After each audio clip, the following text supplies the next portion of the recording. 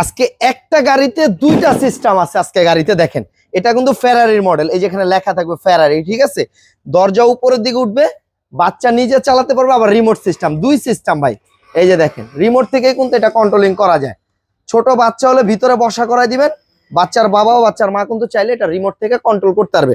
এই যে ডানেও মুভিং হবে, হ্যাঁ দেখাই, আবার বামেও মুভিং হবে। গাড়িটা অল্প জায়গার ভিতরে কিন্তু ঘোরাতে পারবেন। সামনের এলইডি লাইট গুলা দেখেন কত সুন্দর, ফেরারি লেখা থাকবে। এখানে কিন্তু ডিজে লাইট জ্বলবে, কালারটা পেন্টিং কালারের মতো, একেবারে সেম পেন্টিং কালারের মতো।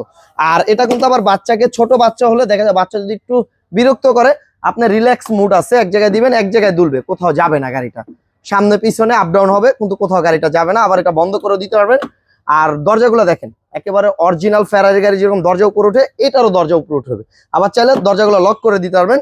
প্লাস এটা কিন্তু ঘরে বাইরে সব জায়গায় চালাতে পারবে, স্প্রিং আছে, ঠিক আছে।